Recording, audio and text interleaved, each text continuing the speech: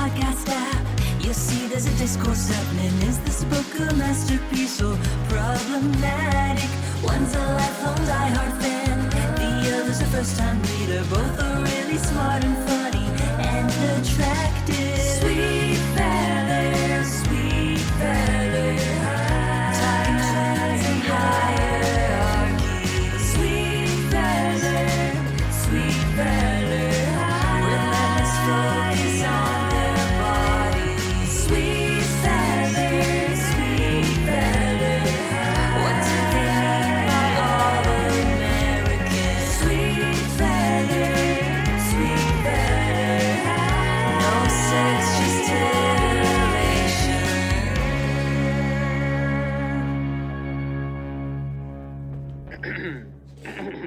Yeah, take it away. So we'll start, as is our tradition, with my kind of opening thoughts. Playing with fire. What was my first impression of the text? Rich, provocative, disturbing. I'm so sorry. I actually love starting with you reading it from the cliffhanger and then Oh. going... One moment, please. So we're at the dance. Winston and Jessica have, of course, just been crowned king and queen of the dance. Just then, Bruce sailed past, nearly colliding with Jessica as she stumbled backward in an attempt to escape Winston's murderous feet. He swept her with a long look that sent an electric shock tingling up her spine. There was a hint of invitation in his smile, and more than a spark of interest in his sexy blue eyes. Some of her misery faded. Could it be? Can Jessica play Bruce Patman's game and win? Find out in Sweet Valley High 3, Playing with Fire. Okay. General overview, this book is a terrifying and sad picture of teen dating violence and the ways in which an emotionally abusive partner can stifle and limit one's experience. I am interested in a couple of different things. One is this title, Playing with Fire. Obviously, like, the meaning of playing with fire is like you're taking something light, but it's something very serious and it can burn you. And I am wondering to myself, what does it mean that we are classing, like, oh, what? Dr. Pardo? What? I have to tell you why I'm laughing right now. Why are you laughing? I haven't even gotten to my insight yet. As you were talking. Yeah? Because as you were talking, Yeah? I was literally starting, like, I was listening, but then I started thinking to myself, like, wow, I'm being such a good listener. Like, look at me not interrupting. Like, look at me just sitting here nicely waiting, and then I'll get to, and I'm like, no, you're supposed to be actually listening.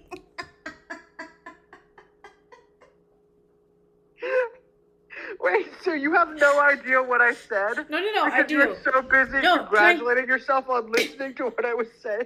Well, can I paraphrase back what I got? And I'm trying to be honest here because I don't want to miss anything. Okay? Yeah. So I'm sorry that caused a break in your flow.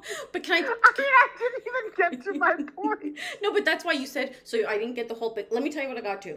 The first meaning of playing with fire is you're taking something lightly that is serious and it can harm you. And then you're about to say the next level of interpretation.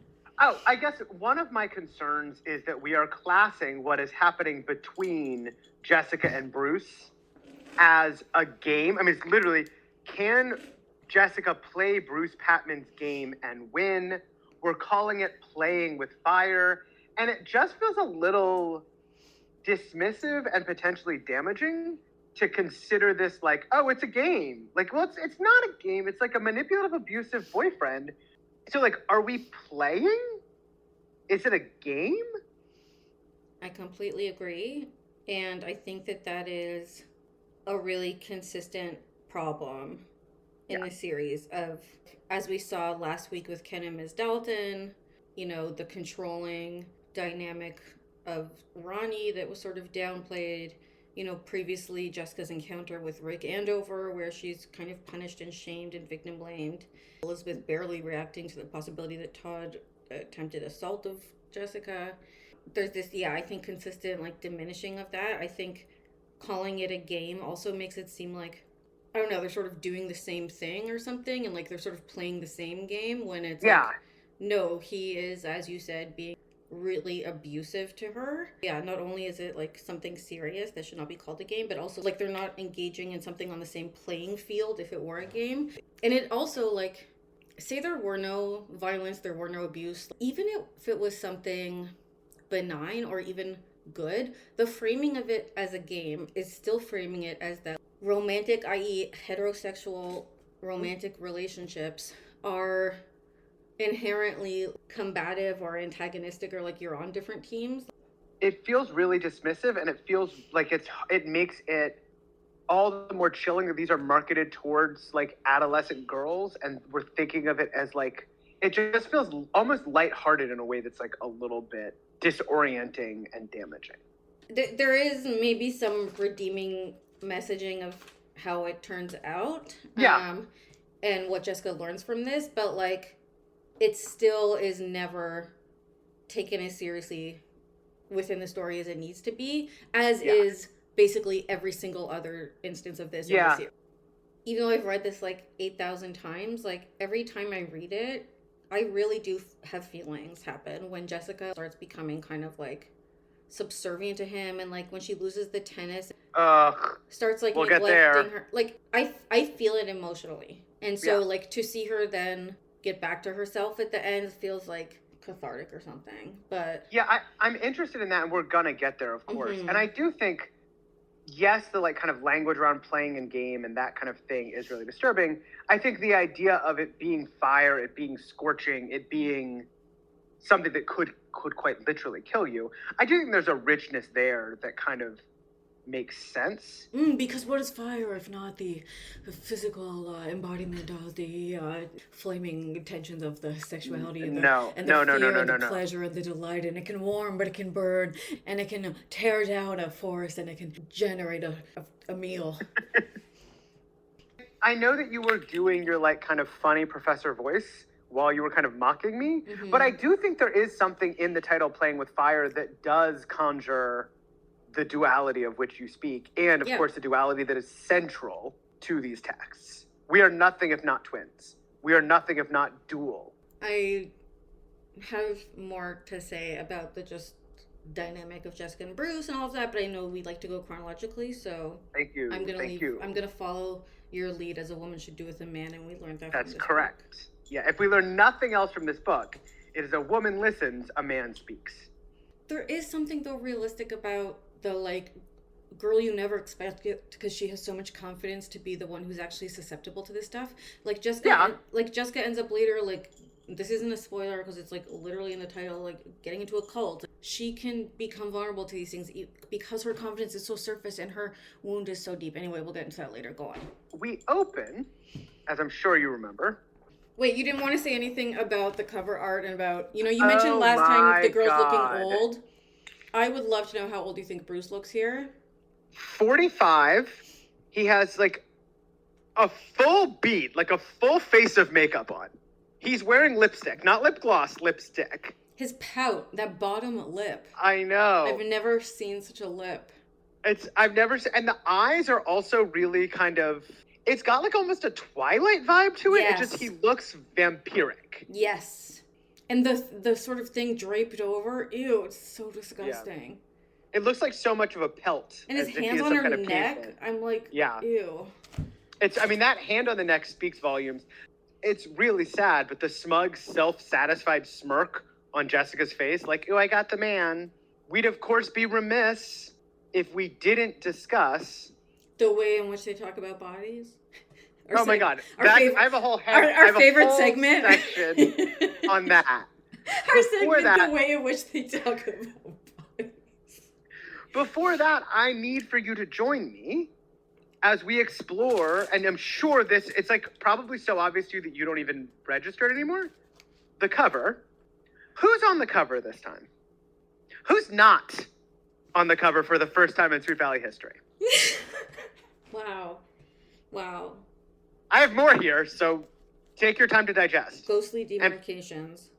Okay, for our listeners, Yeah, just could you please clarify who is notably absent from this cover for the first time ever? Our dear friend Elizabeth Wakefield. Elizabeth Wakefield is not on there. We have Jessica and Bruce pictured. What I'd love for you to join me in terms of thinking about is the idea of ghostly doublings and slippages, the idea that Jessica and Elizabeth are always already playing between one another, flitting back and forth, acting more like a Jessica, Elizabeth acting more like a Jessica, Jessica acting more like Elizabeth, like back and forth, taking on each other's roles. And I would wonder if we could think about, and this is a reach, but as Jessica becomes more and more subservient, more and more people-pleasing, less and less edgy, less opinionated, more kind of go with the flow in a negative way, whom does she begin to approximate? The listeners need you kind of a more of a verbal confirmation. Wait, Elizabeth. Okay. Yeah, and Elizabeth remains on this cover in spirit as Jessica takes on a more Elizabethan role. Jessica remains on this cover in some ways because Bruce is an exaggerated, horrific caricature of a Jessica.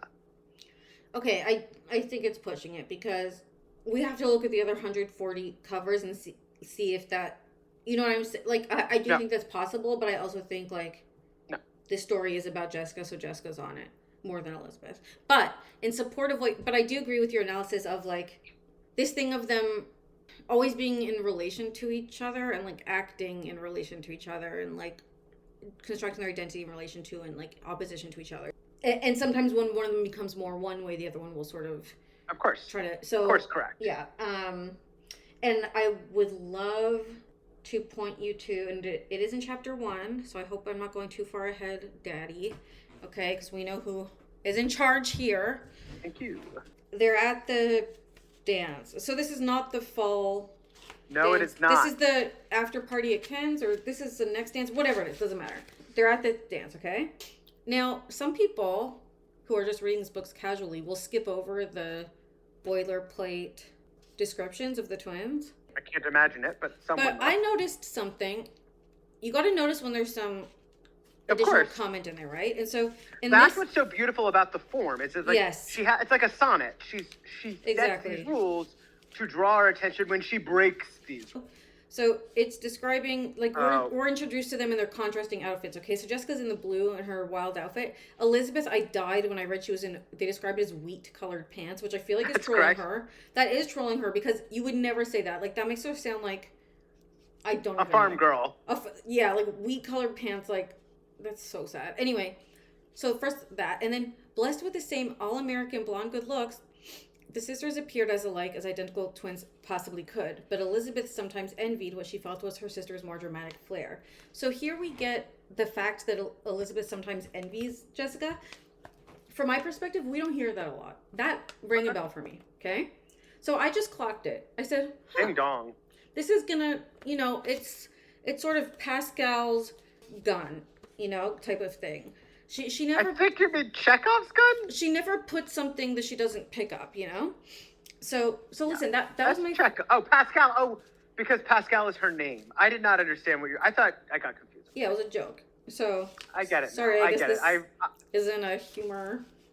Well, I just feel embarrassed because the reason I didn't get the joke is like such a kind of Bruce Patman moment, which is just that like I assumed you were wrong and you just got it wrong. Yeah. I know. Okay. So, Bruce. So that was what I first clocked, okay? There's some underlying... We get that more from Jessica. Jessica will more sometimes outwardly say, like, oh, people don't take me seriously, or sometimes she wished she would have the respect from her peers like Elizabeth. Like, we hear that more, but we don't hear so much from Elizabeth, I feel. We hear it sometimes, though. Anyway, so we hear that. Then, Jessica lit up in a wide smile at the sight of her sister. Hi, Liz, she said, beaming, having a good time? Don't I always? Elizabeth answered brightly. That was just... That's a Jessica. Yeah, that was a moment that made me say, huh? And it's not... Nothing's made of it. I just clocked it because I was like, that's not something Liz would say. Robert, let me take us to about halfway through the book, and I'll tell you where it is. I'm going to let you just read. Do you want to just read to me, or do you Sure, want me to I'm just find going to read it to you. I'm going to let your words flow over me like a blanket. Elizabeth and Jessica are having a tense moment, and Elizabeth's trying to not piss her off too much with her criticism of Bruce to not get further alienated, which was heartbreaking. But okay. Sorry, do you want to do the duality now, or do you want to wait? Hold it. No, wait, I'm on something else. Fine. So they're having a moment, and it's sort of tense, right? And Elizabeth says, Todd's picking me up soon, so I better get dressed. Have a good time tonight. Don't worry, Jessica winked suggestively as her sister stood in the doorway. Bruce and I always do. Oh, I highlighted that for it. Okay, so the beginning, when Elizabeth said, don't I always, that's a Jessica thing to say. And we know she's feeling a little bit jealous of her. And then Jessica sort of repeats it later with a wink. So there's some provocation there's something Jessica's getting at here where she's picking up on, I think, she likes to put it in her face how much fun she has a little bit. You know what I mean? Yeah. And that's part of what's going on in this story, I think. So I just wanted to share that with you because I felt like that was a sort of interesting co-occurrence of that expression. I love that. I do just want to very quickly, in your description of kind of Elizabeth and Jessica's ongoing relationship, you drew attention to the fact that Elizabeth is working to not, quote unquote, step on Jessica's toes, not anger her, not make her more upset, not make things worse for her. That, of course, has ghostly resonance with other moments in this text in which Jessica is minimizing herself, walking on eggshells, working her best to not anger Bruce. And it's just so interesting the ways in which these relationships keep mirroring, reoccurring, patterning off each other.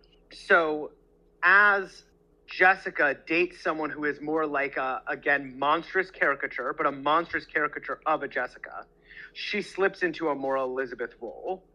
Is it Elizabeth role?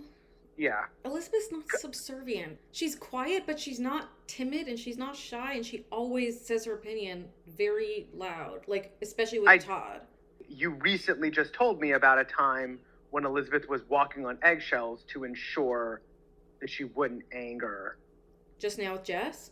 Yeah. Okay, I don't know if I use the term walking on eggshells, but I don't see it quite that extreme. I see it more as like she's tried to convince her he's an asshole and that he's, you know, damaging her and that he's bad for her. Jessica, she's noticing that Jessica is unable to hear it and is getting really furious and disengaging from her when she says it. And so she, I think, realistically understands that at this moment, the way to support Jessica and the way to maintain that line of communication when Jessica's ultimately going to need it is to just try to avoid talking shit about him, accept that they're dating for now, and stay an open contact for her. You know? Yeah. Again, I just come back to, does Francine Pascal understand high school? There's this random dance contest. Like, we left one dance and we immediately go to another dance. How many dances are there? Okay, I had no problem with how many dances there are. In fact, I felt self-satisfied by it because I was like, see, this proves to Robert that like there actually are a lot of duties for this fall. Yeah, I mean, he thought there wouldn't be enough stuff for them to do, but look, here she is having to go with him to this next thing. So they do have, so fine, have all the dances you want. My question was, the actual dance contest, the rules make no sense. Like, it's like, she starts with Winston, then can switch to Bruce. Like, it makes no sense at all. Who did Bruce start with? And where is she now? Although I think that also foreshadows some of Bruce's dalliances. Meanwhile, I did note that your friend Collins, quote, clearly enjoyed his role as chaperone. I know, gross. Icky, icky, ooh, the icky.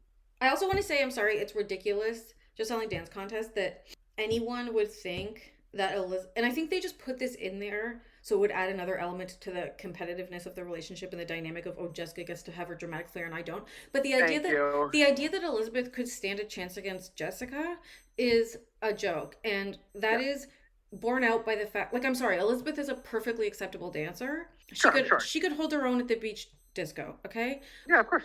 And she will. Yeah, but Jessica has a special talent for dancing, and I know I'm not supposed to bring in future evidence, but if it supports my case, am I allowed? If it's not a big spoiler. She one time is in a competition, and for her special talent does this like amazing modern dance, and she trains, and the really difficult teacher tells her she has a really special talent. She's also does a lot of dance skills from cheerleading, and even though Sweet Valley Twins came later, in Sweet Valley Twins #2 Teacher's Pet, there's a really mean ballet teacher to Jessica, and it's because she's more talented than Elizabeth. So this is literally has precedent, it has antecedent, and it has more after season. whatever. Like, anyway, that was. And Jessica she has a flair for the dramatic, as we know. Yeah, like that was such a joke. But anyway, nice little flowers for Elizabeth. Like, take what you can, sweetie. The way that they gloss over the entire last book with, he wasn't Bruce Patman, the boy Jessica longed to be with, the boy she'd hoped to snag when she'd schemed to be elected queen. It just, okay, Francine, no one thinks that Jessica was going to have a hard time or was going to need to scheme to be elected queen. You just needed a plot for a whole book. Enid was not going to be queen. Never. Robert, what did we say? It's not about that. It's about fucking over Enid because of the much deeper vengeful feelings that she has for her from taking away Elizabeth and also from rejecting her. I believe that. I just wish Francine would believe that and would say that here.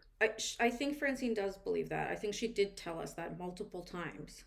She just doesn't say it here clearly. Like, in this book, yeah. Yeah, that's what I mean. In this, all I want in this gloss is for her to be like, whom she casually ruined Enid's life for because of her jealousy and bitterness. I just think, like, last time you complained that the recap was too long, and now you're complaining that the recap was too short, so you're kind of being a little bit of a Goldilocks. I'm famously every bit of Goldilocks. And B, it's not that it's too short, it's just not hitting what I wanted to hit. Yeah, fair enough. I get it. It's interesting to me the way that we, over and over again, hear about Bruce Pittman. She'd been secretly in love with Bruce for years. He was good-looking and charming, and his family was one of the most prominent and richest in Sweet Valley, which made him even more attractive to her. It's getting to the point where the way that we describe Bruce also reflects really poorly on Jessica. Like, if I'm a Goldilocks, she's a gold digger? But I feel like it always reflected badly on her. Like, yeah, like it's repeated that, and that's what it's been, and that's what it is. Yeah. I think Francine is making even clearer case here that it's like it's superficial. She's superficial. Yeah. He sucks, and she's superficial to like him. But again, it's always like deeper than that for Jess, right? It's like the reason she's attracted to him is because of this pursuing energy. I like the way that you pulled in kind of the duality of the outfits. I do think we need to spend just one more moment kind of really picturing in our minds the following. No, it hurt. I didn't like to think of it. No, please don't. It's almost like a sensory. I have like a sensory disorder where I can't hear it. Okay. I do want to accommodate you, and so I guess I Just say it, because I need to know if we're talking. No, because I need to know if we're talking about the same thing. Dressed in a bright blue, skin-hugging mini dress and matching tights, Jessica was an eye-catching sight. Ick. You know, one thing we didn't talk about last week was Dana Larson had an outfit that I felt like frizzy-haired Dana Larson. I think you're confusing her with frizzy-haired Guy Chestnut. She has more of like a modern sort of choppy kind of bob, but she is edgy. She at the concert or whatever last week was wearing tight black velvet jeans, a purple satin blouse, and sparkly pink I remember that. leg warmers. And I actually spent a few minutes with ChatGPT's image generator, sort of seeing if I could generate something, but anyway, it didn't work out the way I wanted. But it never does. Back to the blue and the blue. No, it's a mess. Okay. It's hideous. Yeah.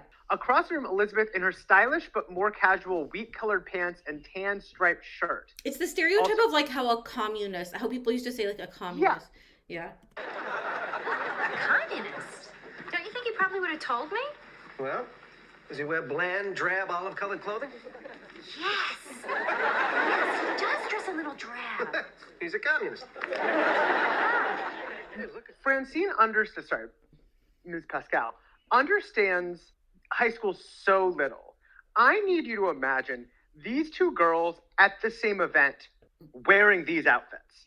Does it say what shoes Elizabeth is wearing? Because listen, I wish. The pants are wheat colored and the top is, I think, tan striped. But depending on the nature and fabric and sort of cut of those garments, and depending on the shoe and the accessories and hair and makeup, there is potential to elevate it. And if Jessica is wearing, I don't know, some sort of high top or denim vest maybe, or sort of baseball cap, you know, she could probably... Definitely. She could There's probably... definitely a baseball cap that Francine didn't feel Yeah. she needed to share. Well, with listen, us. these girls wear literal tuxedos to school, so we Yeah. haven't cracked the code on the fashion here. It's just like, imagine the two of them in the same room, both of them wearing that. I just, very quickly, it won't take any time, but Yeah. I just need to highlight this incredibly gross thing that Elizabeth says. Jessica and I aren't identical in every way, as you should certainly know, Elizabeth said airily. To who? To Todd. He's seen her naked to see their differences. No, but he has kissed both of them, and she still has some resentment over that. Remember the jealousy for... That's also connected to the jealousy of Jessica's dramatic flair, right? It's just... Elizabeth always has this thing with Todd of he fell for Jess first kind of thing, technically, right? Not fell for, but like, you know what I mean? A little bit. Yeah. One of my favorite lines in the book that I thought you would really love, it would make you love Todd more, was when he said, "That doesn't sound like the Jessica I know and hate." I love that line. I highlighted that line. I love that line. That made me lol. I'm a huge, he's got that gay humor that I love so well. Well, we'll see. Wait, can I talk about the body thing now that starts at the dance? I mean, is it Robin related? Yeah. Yeah, I think we need like a general disclaimer for our listeners about what's happening with the Robin subplot. Yeah, well, the first thing to say is that just sort of ubiquitous fat phobia of the whole series that is there throughout becomes central in the description of this one character, Robin Wilson. And what I think is one of the more troubling things about it was that the descriptions oftentimes are coming from the sort of like narrator voice. That's the biggest problem for me. In it addition is the omniscient to narrator. It's the characters. So not only are the characters describing her as trigger warning, Miss Tubby, they call her all kinds of things, but the narrator calls her the overweight girl, calls her as fast as her plump legs would carry her, describes her ample midsection. So bad. So it is the narrator's fat phobia, which means that it of course is being like endorsed by this like authoritative voice. It's not something that is going to be internally critiqued. The way Winston treats her is gross. And we know Winston said also a fat phobic comment last book or the previous one of he always gets set up with fat girls basically, and he has to put them on the floor to eat a hamburger or something. In this They're one, short is the other thing. They're short and fat. That was the floor work that he was referencing. I think there's a possibility that Winston has an eating disorder. I'm listening. I have very thin evidence, and it's more something I'm interested in exploring, and I want to see if more comes from this. But what really struck me was when they're talking about, I think Liz is talking to him about Robin, saying like, oh, she's a great girl, you should get to know her, da-da. Winston goes, I get nervous around people who eat all the time. Yeah. I highlighted that as a problematic statement. That doesn't feel eating disorder-y to me. It doesn't feel like it's something more than what would be the sort of baseline reaction, even to a fat phobic person in this culture, in this perspective. Like even like Elizabeth and Jessica, or like Jessica, who is the most fat phobic, is not saying it makes me nervous how much. Yeah, it's weird. And I wonder if this is Winston's class clown way of dealing with the fat phobia he feels. Like he's kind of trying to make light of it, make it a joke, make it funny in some way. And I want to be clear, it is not funny. But do you think that might be it? I would, except he was in a serious mode. Like, first he's joking. He's like, what's with you guys? Why are you pushing to get me and Robin together? And then Elizabeth goes, I didn't mean it that way. I forgot that I'd asked her, but I thought since you have plans, you might want to go with me. And then he studies Elizabeth affectionately. That was nice of you. But Robin, ... Well, she's okay. We don't have much in common, though. I get nervous around people who eat all the time. I think it's supposed to be a joke. We'll see. Yeah, so for me, it's also like I highlighted the first time that we see Robin without getting a commentary on her body. And it's like maybe the 8th time, the first 7 times, Francine has to be like, oh yeah, remember she's fat. Her fatness is like an active problem for like everyone in this world. It's like some of the way that we talk about like she's introduced first as like always showing up at inopportune times. She's always interceding. She's always interloping. She's never where she's supposed to be. She's like truly unruly. Her body refuses to be contained. And that gets written into her fatness and onto her fatness. Like she's messy. Yeah. She's like a messy person. And she's sort of like desperate with people. Like the way she acts with people is very desperate. Yeah. As if we're supposed to think she's pathetic. We're supposed to feel bad for her. We're supposed to think She's like so grateful to like bake a casserole for Jessica. What party? Robin asked, running after Jessica as fast as her plump legs would carry her. Yeah. Her desperation is born up in her fatness. Her desperation is because of her fatness. Yeah, and her fatness like literally inhibits her from like making friends because her plump legs can't carry her fast enough to keep up with them. And never are we like asked to do any kind of thinking around what it would be like for Robin or... That's next book. But yeah, it's absolutely disgusting. I mean, are you ready to get into the Jessica Bruce like dynamic here? I also want to talk about Ned and Alice and Ned being gross about Alice's work. Oh my God. I had several questions about that. Ned is bad. He's a bad man. How, can I just ask, like, early on, there's this kind of like talk and feeling around Elizabeth understands and knows how bad Bruce is, but Jessica doesn't. Do we know why? Did Elizabeth have some encounter with him in the first book, or am I misremembering that? I don't remember.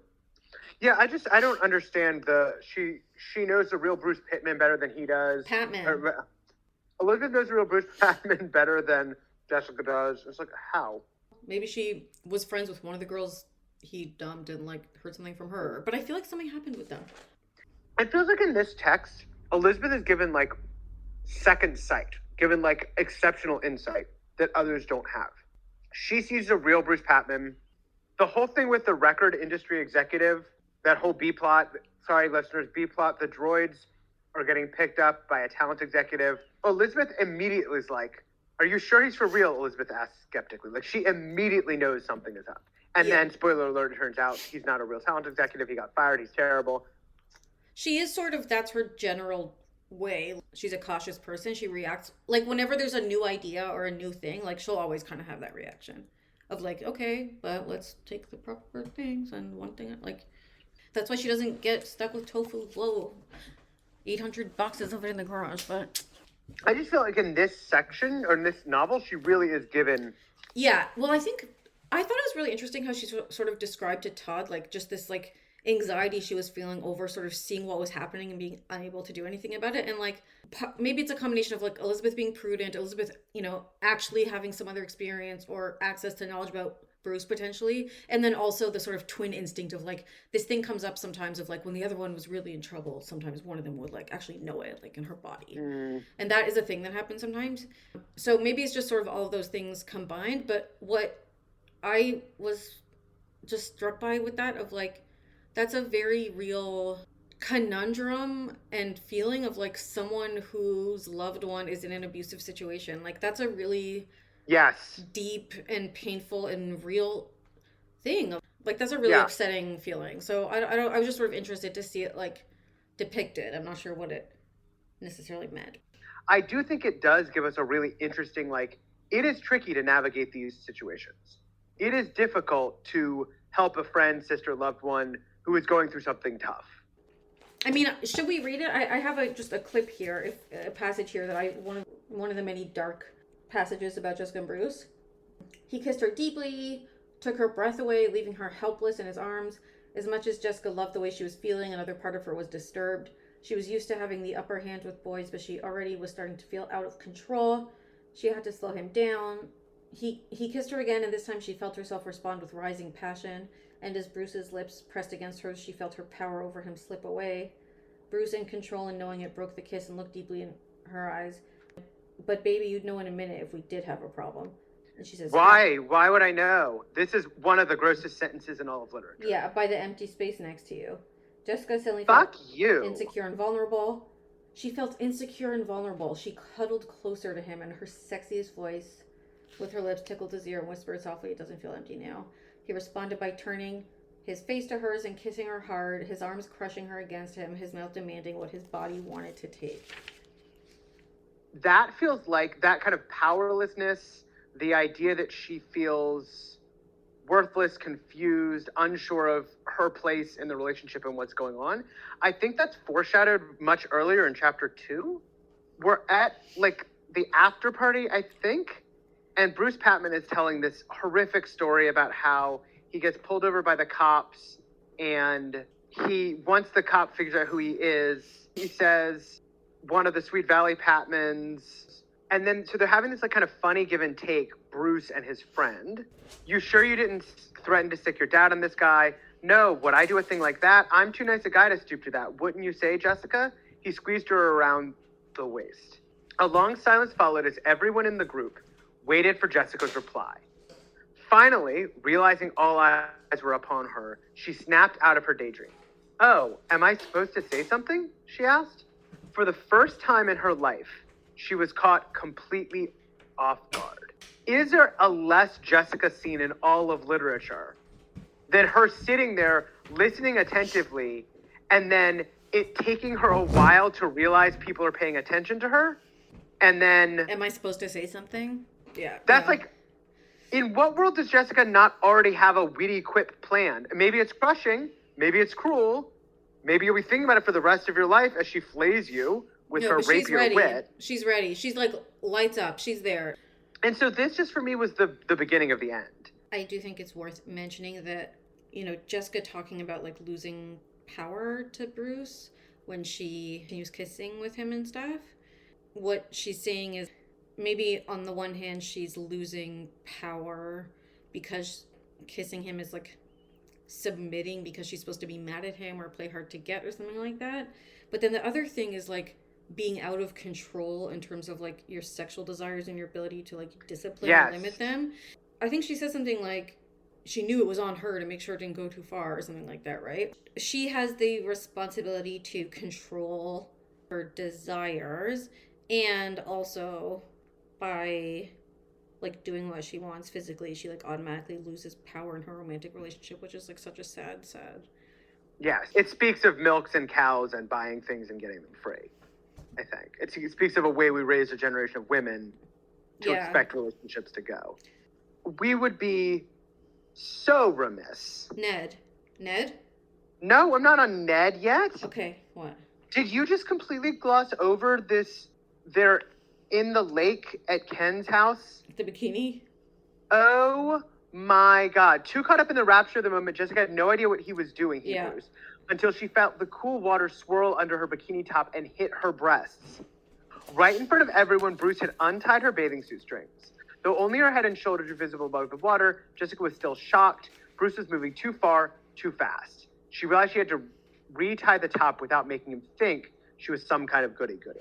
The way that Francine captures like the negotiation inherent in being a woman in America is so soul-crushing and so sad. Like, this guy has just assaulted you. It's so astute. It's so astute. It's so astute. Okay? It's almost too astute. And then he goes, don't you like to play big girl games? What's the matter, Jess? Don't you like to play big girl games? Yeah. Or are you just a tease? Yeah. What a gross. Yeah, it's disgusting. It's rape culture. It's rape culture. I mean, it's actually like just kind of rape. Yeah, you know how you were saying that time, like she has no outlet? It's so unfair that like she wants to have fun and explore her sexuality with guys, and in order to do so, she has to get into these elaborate, like, psychosexual mind games in order to, like, protect her safety and reputation. But, like, literally she ends up, like, in a forest or in a car or in a lake without her bikini, and it's like she's just trying to be like, oh, haha, like, everything. It's, like, it's frightening, and it's so sad that, like, these are her options. And you can even in this interchange, this is not the Jessica we know, even as she is sweet talking and getting out of this. Yeah. Which is rape culture. Yeah, the Jessica we know would say, what in the actual fuck? Yeah. Instead of saying these kind of non sequiturs that don't really make any sense. Oh no, I like playing as much as you do. I just don't like to rush into things. It's more fun when you take your time. Didn't anyone tell you that that's what girls really like? And then he says, so now you're playing hard to get. It's not fun, witty banter. She sounds like a cornered animal who is just trying to come up with things to say to get safe and free. Yeah, like he's being a predator and she is pretending to try to be flirtatious in order to protect her safety, basically. To watch the ways in which she both subtly and not subtly changes is really, really heartbreaking. Yeah.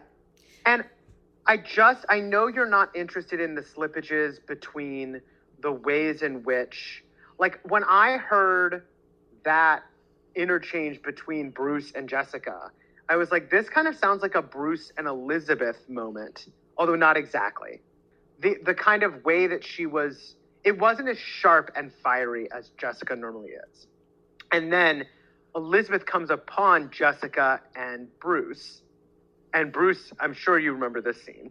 Yeah. Bruce says, "Look, honey, I'm not your honey," Elizabeth snapped. That to me feels like the bold, decisive, powerful Jessica that we know and love, or know and hate. Like, yes, and it's not that I'm not interested in that, but I just think you're overreading it. Like, I think, or I think you're mischaracterizing Elizabeth maybe. The way Jessica's acting is very passive. Elizabeth is not passive, and so Elizabeth saying, "I'm not your honey" in that situation doesn't feel out of character for you at all. No. That's interesting. It does feel a little out of character to me, especially because she's already heightened. She's already been panicking about this for weeks, and now she sees them in a forest or whatever they are, right? Like, so she's already in a heightened. She's ready to react too, as we all are. But I do feel like there's more of a gentleness to our Elizabeth. And she is. Put a pin in that. Like, I hear you, and you don't agree. Well, let's just see. Like, I think that will be something that, with more books, only time will tell. Yeah. Well, I'm ready for time to tell that tale. Like Todd's gayness. I mean, that tale is as old as time. I did have another thought about that. Do you have another Todd Gay watch piece of evidence? You know how we talked about, like, every possible reading of that line of, like, so you should trust him. I mean, her or whatever, right? I thought of a totally different reading for it, which I think might be the actual what it is. Which I think is... I'm worried because I just came up with one too, yeah. I think it was just, like, it being the 80s and, like, gender neutral is him. Yes, I think, yeah. And then he's like, or her, because Elizabeth's such a raging fucking feminist. Kind of. I don't want that to be it. Okay. Well, we'll keep reading and we'll keep seeing what we see. But I think there's some other candidates for possibly gay, so let's just keep our eyes open. I mean, my eyes are peeled and excited. So... Peeled and excited. That's funny. Okay, are we at Ned yet? I don't have more to say about Bruce. He's disgusting. He's disgusting. I can't remember if this was your quote. I think this is a different quote that's the exact same as the quote you said. What? She goes, as much as Jessica loved the way she was feeling, another part of her was disturbed. She was used to having the upper hand with boys, but yeah, she I already read that. That was what you read? Yeah, you were fully not listening. No, that's not what you read. What chapter is what you read in? Oh my god, I don't know, but it is the same. All right, what's the point? Because you didn't read the thing about Jessica lying about Todd cheating on her. That wasn't shocking to you? It was. I just skipped it for the purposes of that conversation. I just picked and chose. I wasn't trying to obscure anything. I was just trying to pick something for what we were talking about. But yeah, let's talk about it. Jeez, it's just so wild that the way that she figured out how to slow down Bruce is by lying about Todd cheating on Liz. Well, remember one of the things we talked about last time is how Jessica's deflection strategies against her vulnerability. Mm-hmm. So she could say to Bruce, I feel unsafe right now. Instead, right, she deflects onto rumors, gossip. I mean, you don't think it's like a little chilling and foreshadowing that the lie she tells is that Todd is cheating on Liz, and of course we all know what happens at the end of the text. Bruce is cheating on Jessica, and that's the last straw. You don't see that chilling foreshadowing, that duality, that doubling? Well, maybe, because then I guess when he says, that's for sure, baby, we don't have any problems, do we? And then he says that you'd know if we did. So I guess maybe he's sensing that she's not, or maybe he's sensing that she is. As we said last week, when you talk about other couples, you're always already talking about yourself. So maybe Bruce is. No, I think... It's foreshadowing. It's foreshadowing, and it's just interesting that, like... Yeah. What Jessica's mind conjures as a problem... Yeah, totally. Yes. Eventually happens to her. It just seems interesting to me. Ooh, wait, Robert. Yeah? I like that, because she says, I hope Liz hasn't found out the truth. And he says, what's that? And she says that Todd's been fooling around. I can't bear to tell her, she'll be so hurt. But also, it's, what's that? Asked Bruce, his curiosity revived. So it's also the, like, she knows something salacious gossip will get him. Yeah. Right? So, but also her saying she'll be so hurt is also, and I would be hurt if something like that happened to me. So, yeah, totally. What's interesting to me again about this, it's like truly one of the most chilling lines in all of literature. That's for sure, baby. We don't have any problems, do we? But baby, you'd know in a minute if we did have a problem by the empty space next to you. He's using a we, but any reader understands that what he means is, I don't have a problem with you right now. Because if I had a problem with you, I would leave you. Yeah, it's so chilling. And upon further reflection, what I'm now realizing even makes it more disturbing for me, or like what makes it, like, if you're in that situation, disturbing, is that what him sort of not being there if there's a problem also implies is that if there's a problem, you won't see it coming. I'm not going to tell you do something I don't like. I'm not going to, you know what I'm saying? And so it's also this thing of like, well, not only do I have to be perfect and on my best behavior, because if I make one mistake, he's gone. I don't even know what one mistake is. So now I have to make myself crazy figuring out what perfect looks like because I don't have any strikes. And I mean, Jessica suddenly felt insecure and vulnerable. So sad. She cuddled close. It's so sad. Her feeling insecure and then cuddling closer, and it's just, I want to cry for her. I really do. And it's what's confusing to me as a reader, especially as an early reader of these texts, and let's be real, a fairly simplistic reader of these texts. I mean, some of the manipulation that Bruce does is not dissimilar to some of the ways that Jessica manipulates. 100%. And so that's what's really chilling, is that I want to live in a world where I am totally different as a Jessica, which is kind of how I see myself, from the world of Bruce.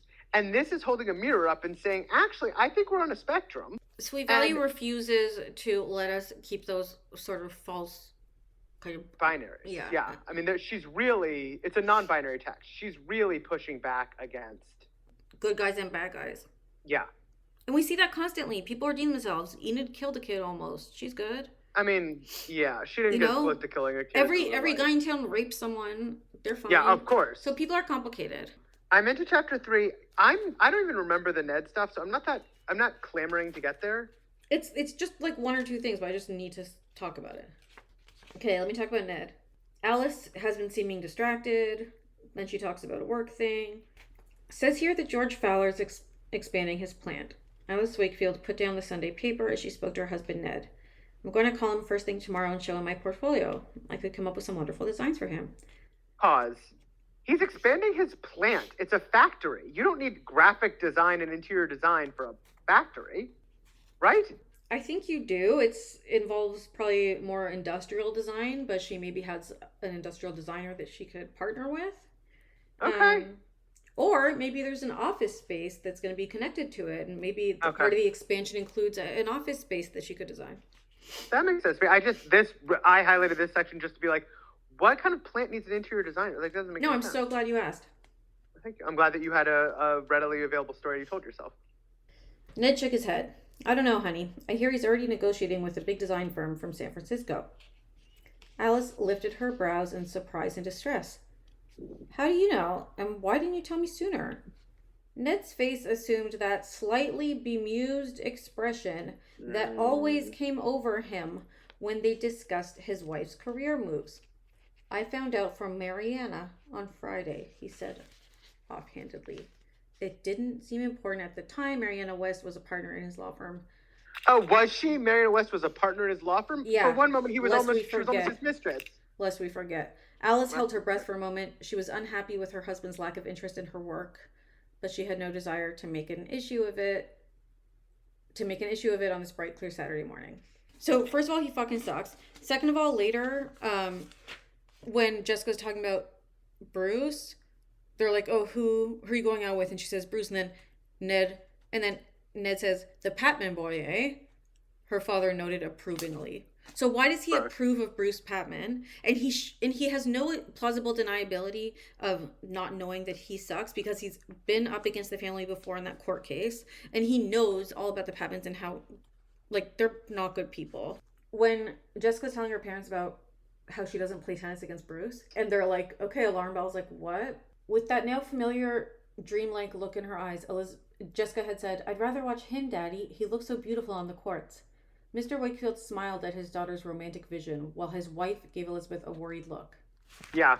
Yeah, oh yeah. He sucks. When you hear Alice held her breath for a moment. She was unhappy with her husband's lack of interest in her work, but she had no desire to make an issue of it on this bright, clear Sunday morning. Yeah. I'd love for you to move beyond of just plot summary and join me in the realm of analysis. Jessica is modeling her mother's sublimation in order to, quote unquote, keep the peace and ensure the continued affections of her male partner. It's how sad is it, and how astute, how incisive, how brilliant is Pascal's wit to show us the way that these tropes are passed down from generation to generation. We recreate the relationships that we have seen in our lives, and as we see them play out to sometimes tragic ends, we sometimes are just doomed to keep repeating, keep dancing that terrible dance. Most of us, you could say. All of us, I would say. And what but isn't that so interesting? Like it's a kind of thing that makes me feel like this is literature and not just like capital L literature, I will say. Totally. And what I think is nice about having it be a series and getting to see some of the character and story development over the series is that like Pascal's gun doesn't have to be as swiftly shot, right? Like that's such a good point. So it's kind of nice that we can read a book where like we see a couple of subtle moments of Alice having frustration. Oh my God. And then like there isn't a big fight and that's just sort of there. And then it may come back later or whatever. Yeah, but it's like I'm now worried they're getting divorced based on what you just said, spoilery. No, I just mean like I know what you mean. You're brilliant. You're offering useful insight.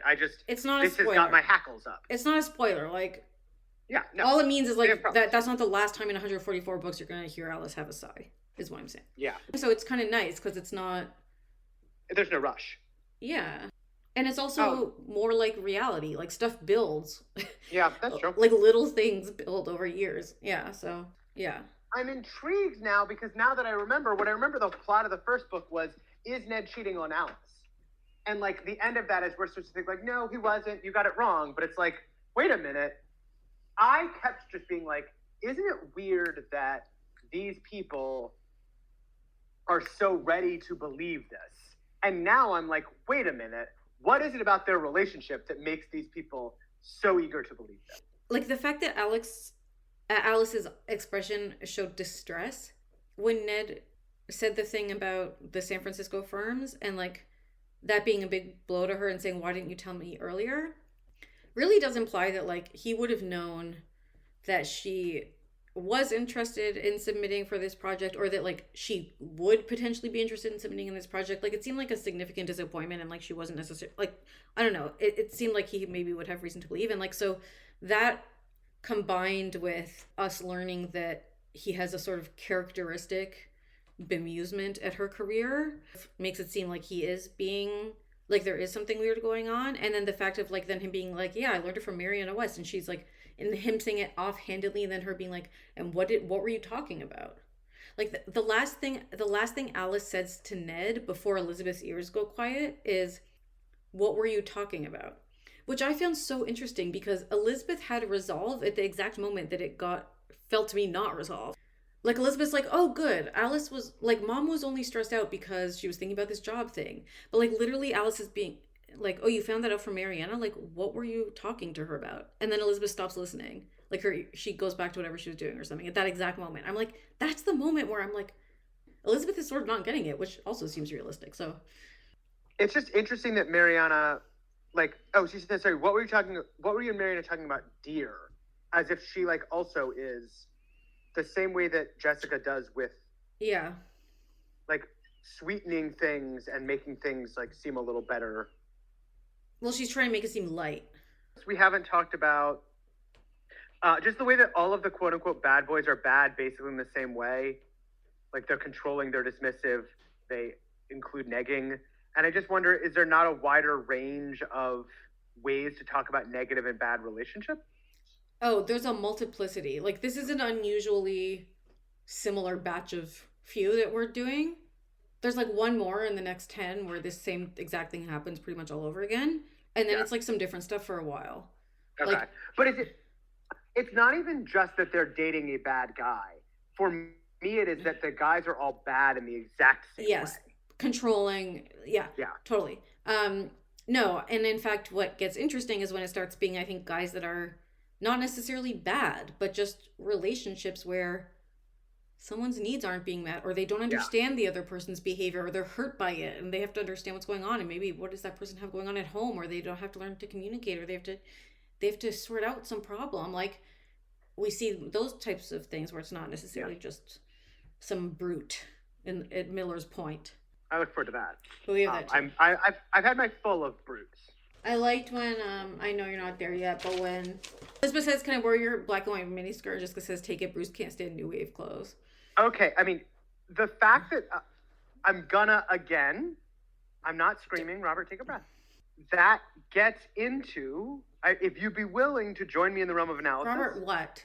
Just what? The doubling of clothing, the way that Elizabeth is borrowing clothing from Jessica and Jessica is restyling herself in that kind of very similar muted neutral colors that we saw Elizabeth wearing at the beginning of the text. Yeah, this idea of the switching over, Yes. the doubling, the duality, it's much more than just a quick offliner about a one-off about him not liking new wave clothes. It's about them switching positions, about them changing and kind of. I understand this, but Robert, if you're gonna say this speech And every I am. time one of them borrows a sweater from the other one, we're gonna be here a long time, okay? Because let me tell you what happens a lot, okay? Okay. I do. I agree with reserve you. The right What? to say that speech every time one of the borrows a sweater from the other one. But I see your point. I love the tennis scene. Francine's writing really sparkles when she talks about sport. Huh. I Yeah. watch a lot of competitive tennis. I liked the tennis also. It's just right up there with any of the best tennis writing I've read. Where are we? We're just midway through chapter 5. There's some great, really, I mean, Jessica returned the serve with a clean, hard backhand down the line. Okay, let me read one paragraph. So for context, like basically Jessica's starting off playing confidently, which is what she's used to. She's an excellent tennis player with Bruce. She's doing well. He's surprised. And it says, she couldn't hear what Bruce muttered under his breath, but she could see that the smile was now gone from his face. Again, he smashed the ball across the court. M dash. And again, Jessica's natural reaction was to hit it back, period. Perfectly, period. Not to get to whatever, but the sort of cadence of the sentence and the way it's like, period, perfectly, period. And like, he did this, and again, she did that. It felt so powerful. Like, I love it. It was very satisfying to read because it was like, that is who Jessica is. Like, he sends it, she hits it right back every single time, right? That's what the real Jessica does. It's so good. Who do you think you are, Chris Everett Lloyd? Bruce yelled across the net. It was clear he didn't mean it as a compliment. So interesting. So weird. I mean, Chris Everett Lloyd, do you know about Chris Everett Lloyd? No. She's an amazing world-class tennis player. Champion. The idea that Bruce would use this powerful, strong, very accomplished woman as an insult is so interesting. Like, for a woman to be excellent is embarrassing. But then it's also the thing of like, who do you think you are? It's like, by just being good at something, it means you're posing. Like, it means you're an imposter. Like, it means you're trying to be something you're not. Just by being good, it means you're... And that is also something to be embarrassed of. It's like, what the fuck? That's so crazy. And it has, unfortunately, the exact result that he wants. Bruce didn't appear to appreciate her skill, and it was obvious he would be angry at her if she ended up winning. Carrying that logic one step further, she concluded he'd probably decide not to play with her anymore. He might even decide she was too aggressive off the court as well and dump her altogether. That was a possibility Jessica couldn't bear. So she did the only thing she could to protect herself. For the first time in her life, she actually tried to lose at something. To protect herself. She's been caught off guard. She's protecting herself. I mean, there's just so much sadness. It's also interesting the way this is framed. I mean, it's accurately framed, but like, she is winning at losing. She's always going to win. Sometimes what she's winning at is losing, but she's so powerful, she's always going to win. Because the challenge is figuring out how to win. Yeah. Exactly. We get an interesting moment of Bruce's psychology at the very opening of chapter 6. She's really, really upset about the chemistry test.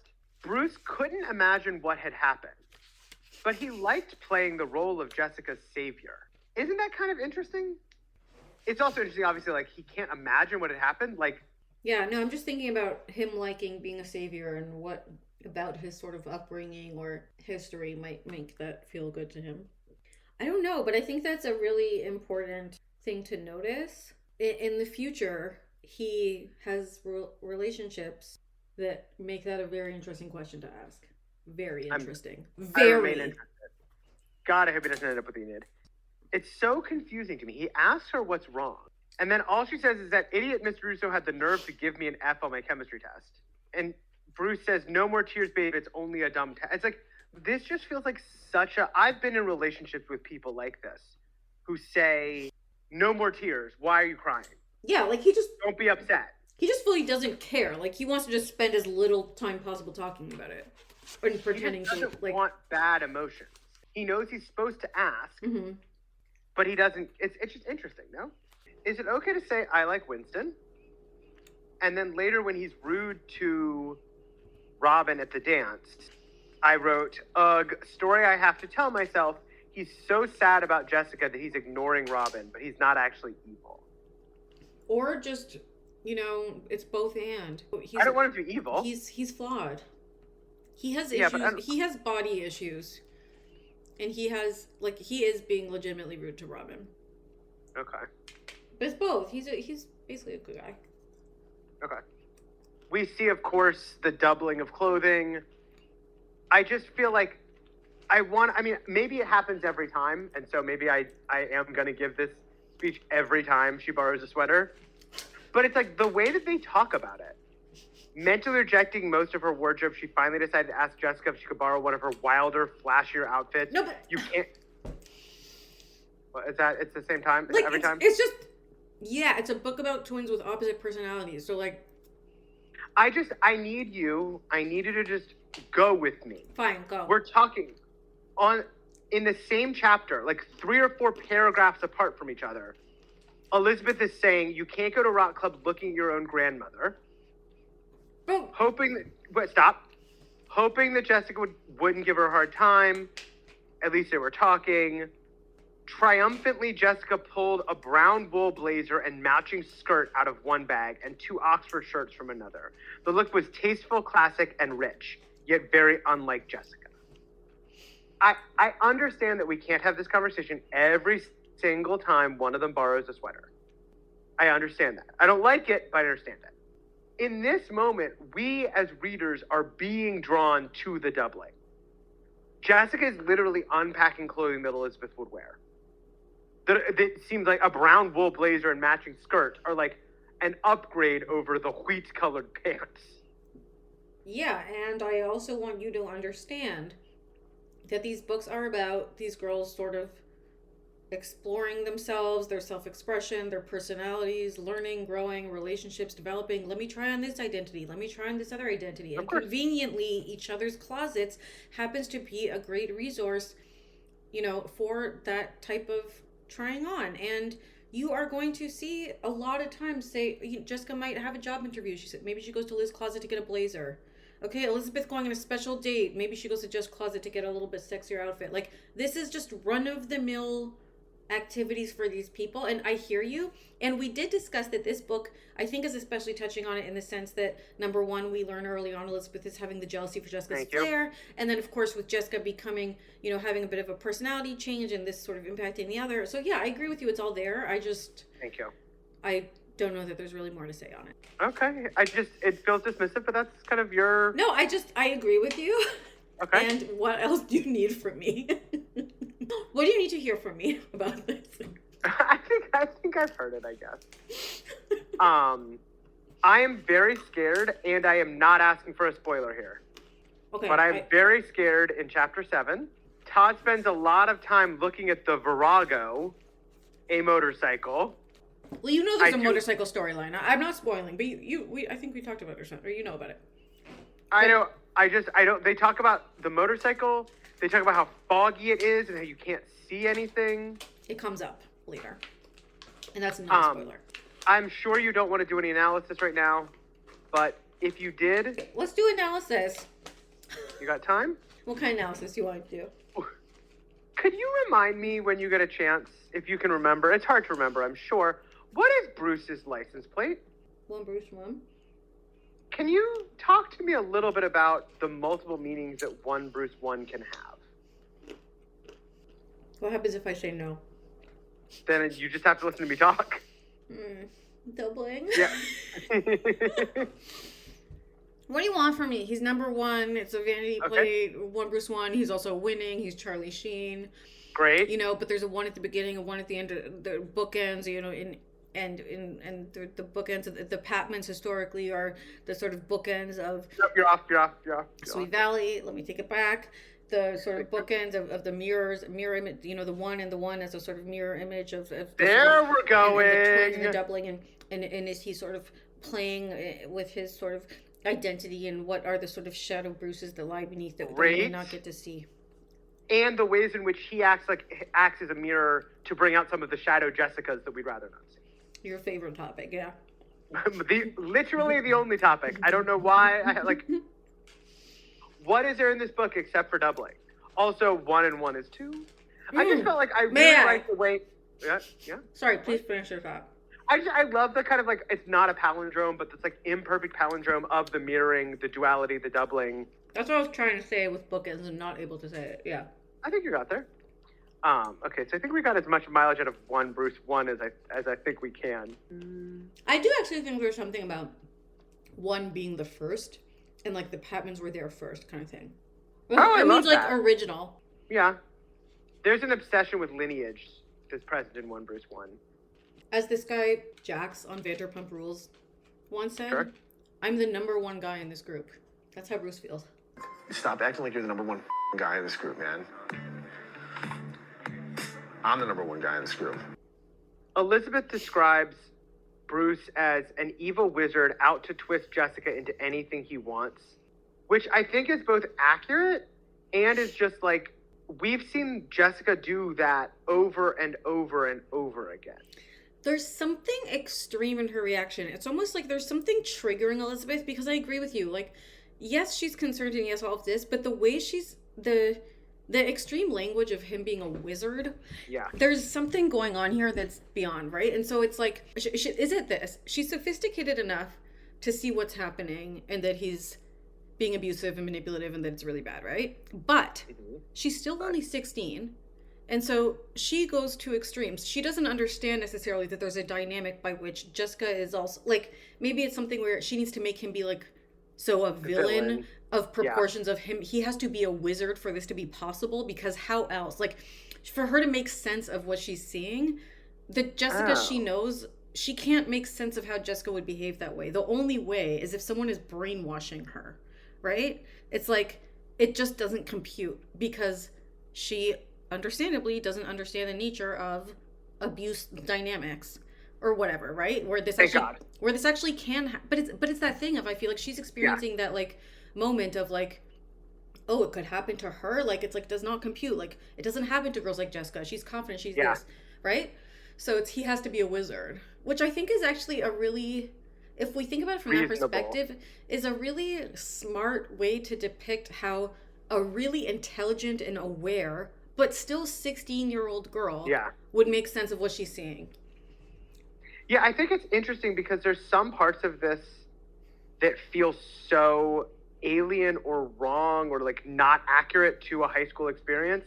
But at its core, I do think Francine has her finger on what it is to be 16, what it is to be going through these bad relationships, what it is to be dragged to Kelly's against your will and be scared. Like, I think she knows these girls. Yeah, I think, like, obviously the situations are ridiculous and a lot of stuff is ridiculous, but the psychological insights are really powerful. We should probably just do a quick Enid watch. Any idea what Enid's up to? Enid R is packing up her suitcases for another weekend visit with GW. 4th in a row, but who's counting? ? Oh, okay. Do you have thoughts on that? Just that I was like, oh, good to know what's going on with Enid. But also, 4th in a row?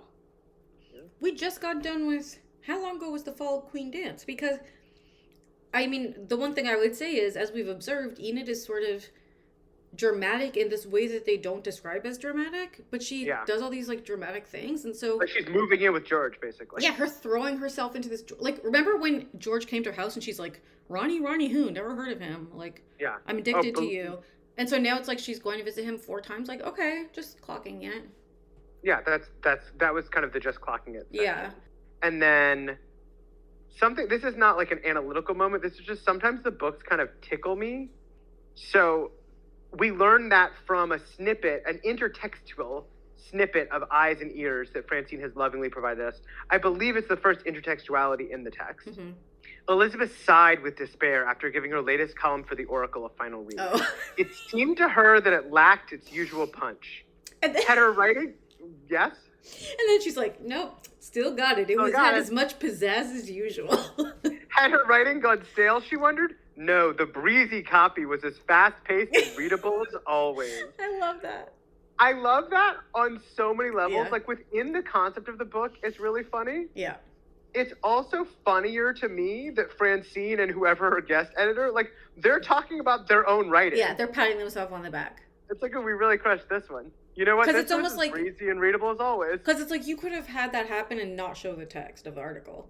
Like, Yeah. you could have had, like, just Elizabeth reread her Oracle thing and was like, this doesn't feel... Like, which is what it normally would be. Very funny to me. For Do every we know character. what we call the residents of Sweet Valley? That's such a good question. I feel like they just call themselves the residents of Sweet Valley or That is not correct. Sweet Valleyans? That's also not correct. Whoa. The importance of close reading. Wait, really? Dr. Robert A. Marks. Don't tell me. I won't. It's not Sweet Valleyans? No. And it's not just like Sweet Valley citizens? No. Don't tell me. I would never. Sweeties? Oh, I love that. I wish. I don't know. That's what we call our listeners. Can I tell you? Yeah. Sweet Valleyites. Oh, okay. And of course, there's still the famous droids beat that the Sweet Valleyites know us for. Yeah, I'm embarrassed that I didn't know that. Okay. Don't be embarrassed. I just thought it was an interesting Yeah, moment. no, you're right. That was from our second intertextual. To be fair, like, my knowledge is pretty encyclopedic. Like, it can't be perfect. You know? True. Gotta leave some room there for housewives. I know you're not into this whole doubling duality. Jessica's becoming Elizabeth, Elizabeth's becoming Jessica. You're not into it. You don't care or buy it or find it an interesting conversation. Shh. Okay, then if you could just snore quietly so our listeners could hear. We get a second intertextual moment, which is where I learned the Sweet Valleyites term. Mm-hmm. And we get that in Elizabeth's reportage of the droids show. Yeah, where she was very generous. Well, it's not that she was generous. Could you be a little more? Do you remember exactly what happened? One of them got in there and changed it. Who? Was it Guy? No. So what happens is she's writing this about the second show. Oh, and they told her about it. They told her about it. It's just interesting to me that, like, in her duality and her slippages between her own traditional role and Jessica's traditional role, like, who do we think of as normally reporting lies, spreading lies? Jessica. And yet, Elizabeth's taken over that role. You know, again, she also didn't recuse herself in Board of Education v. Fowler. Like, Yeah, true. journalistically speaking, I Yeah, think... her ethics are cloudy. I think, you know, it's a good point that, like, she obviously didn't fact check her source on that second show of the droids, and, like, fact checking should be de rigueur at Yeah, definitely. the Oracle office, and, like, yeah, so I think, yeah, things are... I didn't understand the B plot of the chemistry test. So, I think I can answer your questions here, because I've given it a lot of thought. okay, I really appreciate that. Because I was trying to figure out, okay, so, listeners, what happens is Bruce tells Jessica where the chemistry tests are kept. Jessica then tells Robin, I'm going to nominate you for the sorority, but in order to do that, they have this hazing thing. You need to steal the test and put it in Emily's locker. Then Emily will cheat off the test, Yeah. and Yep. I will cheat off of Emily, Yep. and I will pass the test. Yeah, I'm with you. Yeah. Mm-hmm. I'm so there. Mm-hmm. So that in and of itself is super convoluted. Then, do you want to stop me until we get into more convolutions, or should I keep going? Go ahead. And I'll give you more Then cake. Jessica approaches Emily and says, I know you have a copy of the test. You better cheat off it, or I'm going to tell everybody you cheated off of it.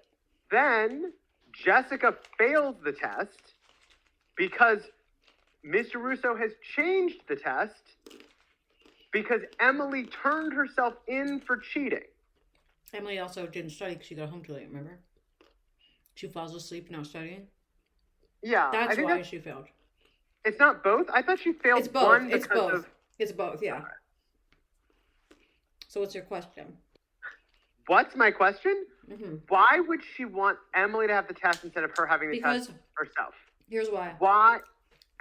Why, when Emily turns herself in to Mr. Russo, does she get in trouble when she didn't steal the test? Why doesn't she turn Jessica in? Okay, these are Why? What? Like, none of it makes any sense. okay. So my understanding at the level of content, paraphrasable content, is that the reason that she gave it to Emily instead of, for example, just keeping it and like cheating herself is because Emily is she thought, based on previous, that Emily is a good enough student that she can figure out the answers to the test. Because all the test gives her is the questions. She still needs to figure out the answers. And Jessica's whole thing is doing as little as possible to get by, right? So she knows that Emily's smart enough that if she has the questions, she'll be able to do well on the test. And then all Jess has to do is copy them. But if Jess just kept the test herself, doesn't guarantee she would, like, it would mean a lot more work for her to be successful at it. I want to love that. I'm not saying that answers the rest of the questions. It doesn't. But that makes sense to me.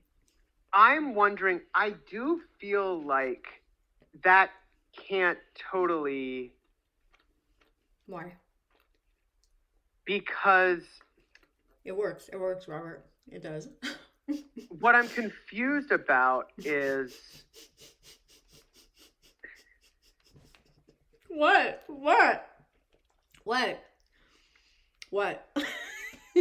So I didn't tell. So when Jessica confronts Emily, I think it must be the answer key and not just the test because of this, which makes no sense to me. What? Jessica, sorry, I'm in the middle of chapter 11. Jessica confronts Emily. Yeah? She says, "You double-crossed me, Mayor." "No, I didn't," Emily said defiantly. "And if you don't believe me, go ahead and tell Russo I had the test if you want, but it won't make a difference. He already knows." "He does? You don't have to worry. I didn't tell him about you, and I won't. Why, I do not know. But I couldn't because live she, with like having... Jessica, isn't a rat. Certain students at Sweet Valley High have an ethos of not ratting each other out. I think it happened in the last book, or this book. Jessica was... Maybe it was even in this book where it was like, Jessica didn't want to tell... There was a thing of like, Jessica didn't like to be a tattle. She wasn't going to say a name or something. Like, go on. So I think that answers that. Okay. But I couldn't live with having cheated, so I told him. He yelled a lot and gave me detention and a pile of special assignments, but crazy as it sounds, I feel relieved. That still doesn't explain why I flunked. What happened? I didn't do well either. At the last minute, Russo made some changes in the test and printed up a whole new batch of them. He said this test was too much like last year's. If you ask me, Jessica, you're lucky he didn't notice you made the same mistakes I made. Yeah, that was unnecessarily complicated, but it does make sense. I'm just not sure that it does. Okay, but where is your question? What is your question? So my what question is the problem? So Emily flunked this test because she made mistakes on it. Because she was using the old test? So again, I believe she flunked for two reasons. One is because it was the old test. Two is because she fell asleep on her chemistry book and didn't get a chance to study because of all the drama with the droids. Maybe I'm just too tired. We've been too far into I want to help you. Help me help you. That. Yeah, I can sense that.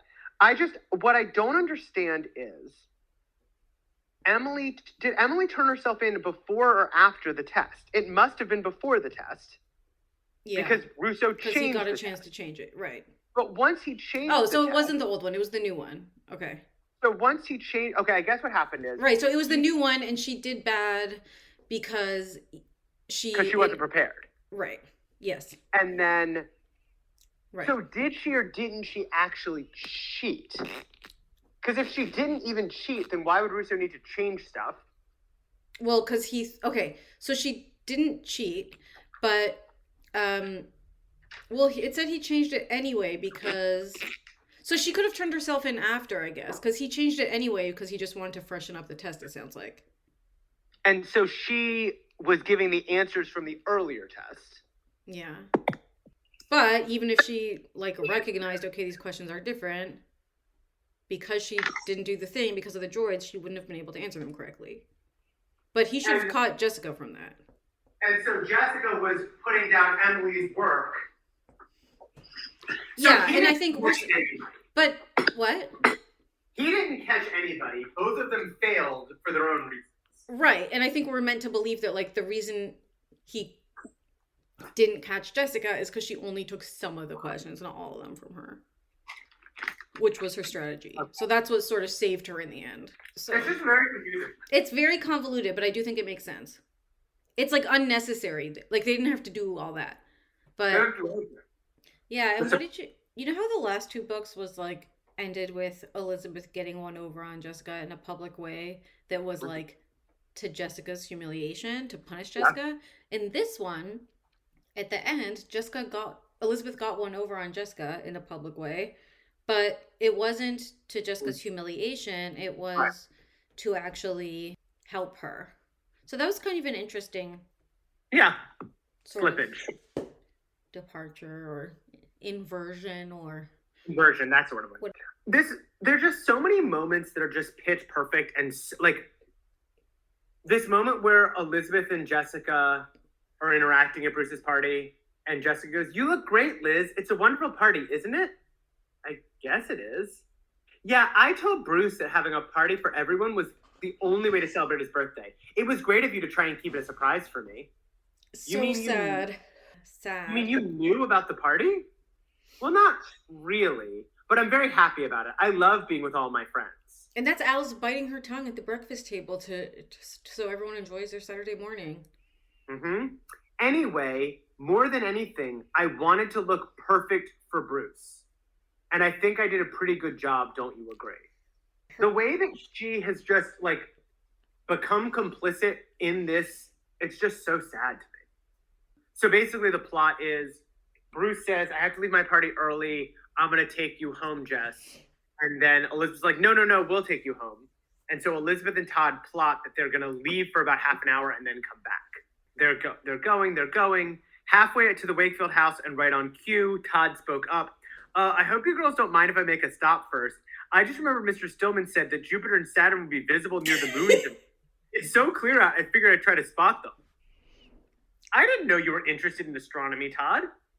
"Oh, yes, ever since I got a telescope when I was 12, he answered quickly, coming up with the first thing that entered his mind. "Get it, Todd, gay and a liar. A man after my own heart." I feel like that was also a sort of 90s, 80s trope, was like... Stargazing? Yeah, and like people knowing about stars and like, oh, look at this and that. That's like a thing you do, yeah.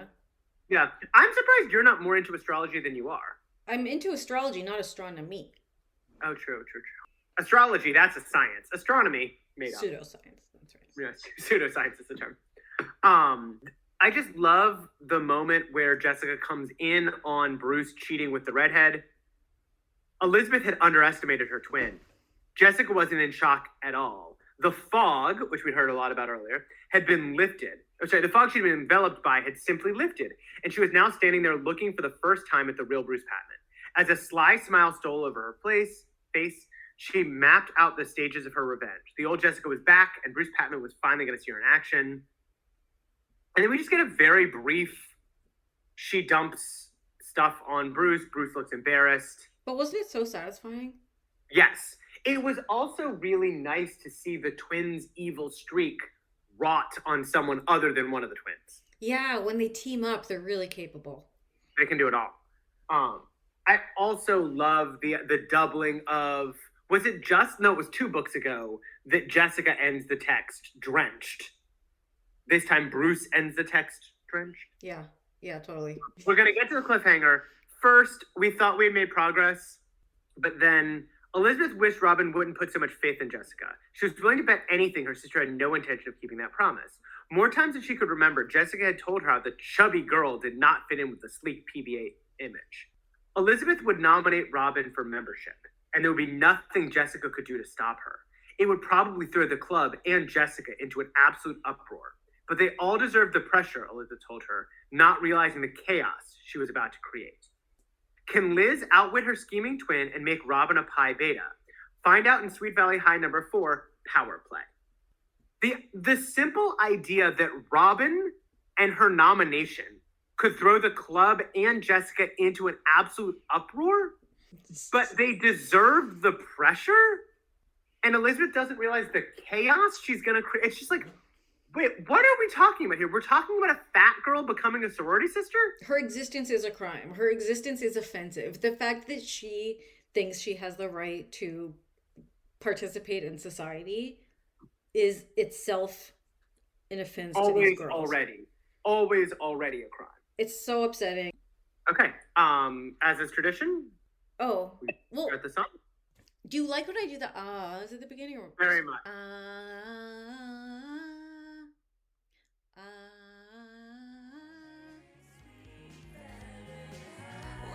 Thanks for listening to Sweet Valley Hive, hosted by Robert Marks and Rebecca Pardo. For more, check out our Instagram at Sweet Valley Hive. Theme song by Yessie and artwork by Elliot Carroll.